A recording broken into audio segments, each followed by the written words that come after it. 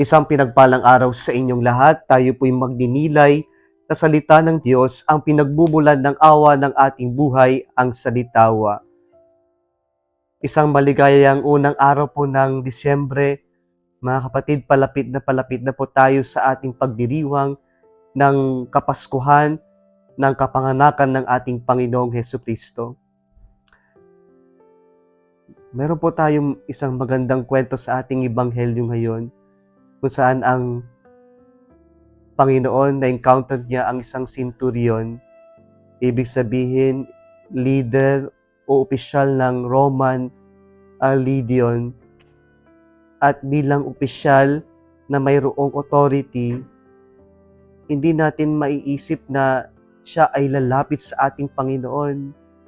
At bilang isang Romano, isa siyang intil o pagano, kaya hindi ito parang katanggap-tanggap o it is actually unthinkable that a pagan or a Gentile would approach our Lord Jesus Christ.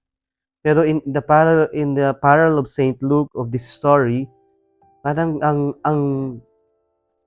opisyal na ito ay kilala at malapit sa puso ng mga Hudyo, sapagkat sa bersyon ni San Lucas, ang mga Hudyo pa ang lumapit kay Jesus na tulungan itong centurion, sapagkat siya ay naging katulungan nila sa pagpapatayo ng isang sinagoga. Ngunit ano po yung makikita natin sa ating ebanghelyo ngayon? Lumapit ang centurion at sinabi niya yung kanyang problema, na mayroong kanyang soldier ang may sakit. Isa itong napakagandang gesture, mga kapatid, na kapag meron tayong problema, may nagpapabigat sa atin, nawa gaya ng centurion, lumapit tayo sa Panginoon. Ilapit natin sa Panginoon kung ano man yung nagpapabigat sa atin, at huwag tayong magdalawang isip na ilapit ito sa Panginoon. At sana kung meron man tayong kinakaharap na suliranin sa buhay o problema, sa Diyos natin unang ilapit. At tingnan natin sa ating ebanghelyo ngayon, si Jesus sumagot kagad na pupunta siya at papagalingin. Pero ano pong sinagot ng centurion? Sabi niya, "Lord, I am not worthy to have you to enter under my roof. Only say the word and my servant will be healed."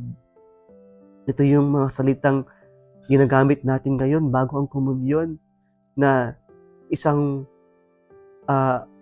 pagpapaalala at pagtanggap na hindi tayo karapat-dapat na tanggapin si Jesus, sapagkat tayo'y mahina, makasalanan.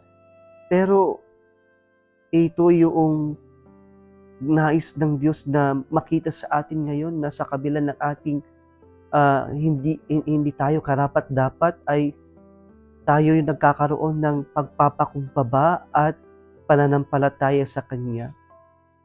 At ito yung nagustuhan ng Diyos, kaya siya'y nabighani, siya ay namangha sa pananampalataya ng centurion na ito, na isang hintil, na isang pagano, sapagkat meron siyang pananalig sa Diyos, sa ating Panginoong Hesukristo, at yung pananalig na ito ay nagmumula sa kanyang kababaan ng loob.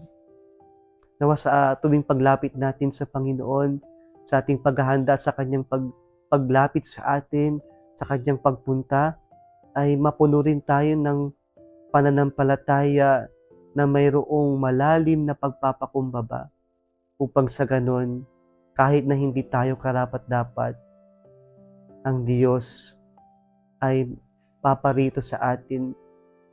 Ang Diyos ay lalapit sa atin, sapagkat malapit ang Diyos sa mga mayroong kababaang loob. Kung nagustuhan mo ang video na ito, huwag kalimutang mag-like, i-share at mag-subscribe sa Salitawa Facebook page and YouTube channel. Muli isang pinagpalang araw sa inyong lahat.